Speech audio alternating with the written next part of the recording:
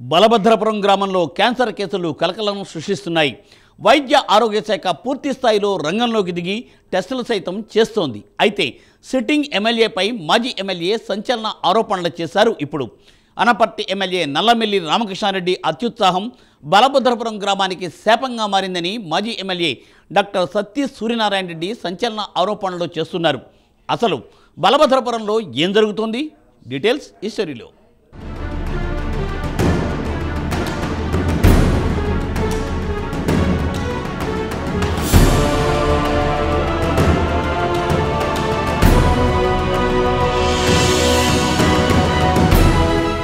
తూర్పుగోదావరి జిల్లా అనపర్తి నియోజకవర్గం బిక్కవోలు మండలం బలభద్రపురాన్ని క్యాన్సర్ వణికిస్తోంది. దీంతో ఆ గ్రామంలో క్యాన్సర్ నిర్ధారణ పరీక్షలు కొనసాగుతున్నాయి.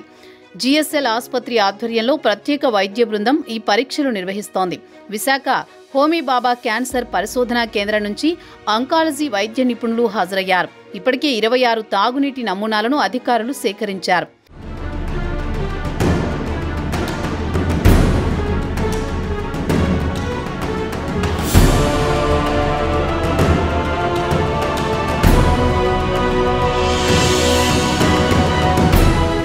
ఈ ప్రాంతంలో క్యాన్సర్ మహమ్మారి 2 ఏళ్లుగా వేగంగా విస్తరిస్తూ ప్రజల ప్రాణాలు హరిస్తోంది.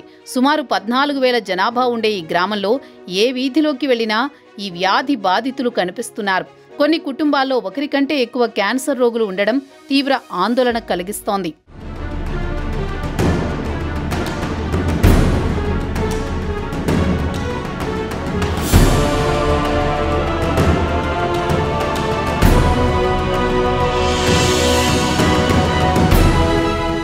ఈ నేపథ్యంలో అనపర్తి ఎమ్మెల్యే నల్లమిల్లి రామకృష్ణారెడ్డి అక్కడ ఏర్పాటు చేసిన గ్రాసిమ్ ఇండస్ట్రీస్పై ఆరోపణలు గుప్పించారు.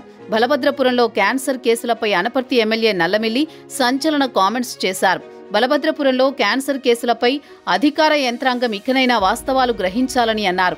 గ్రామంలో 12,095 మందిని పరీక్ష చేస్తే 62 క్యాన్సర్ కేసులొచ్చాయని తెలిపారు.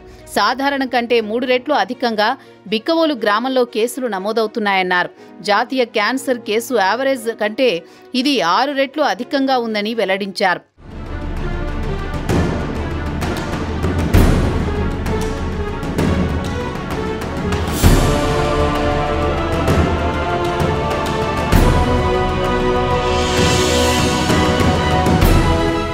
అయితే గ్రాసిమ్ యాజమాన్యం నుండి ముడుపుల కోసమే అసెంబ్లీ వేదికగా క్యాన్సర్ ప్రచారం చేస్తున్నారని మాజీ ఎమ్మెల్యే డాక్టర్ సత్తి సూర్యనారాయణ రెడ్డి విమర్శిస్తున్నారు.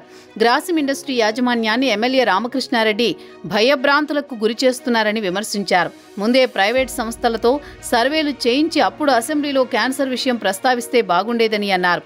అలా కాకుండా బలభద్రపురంలో నేను 200 మందికి పైగా క్యాన్సర్ బాధిత కుటుంబాలను పరామర్శించానని చెప్పడంలో నిజమెంతుందో ఎమ్మెల్యే రామకృష్ణారెడ్డికే తెలుసని వ్యాఖ్యానించారు.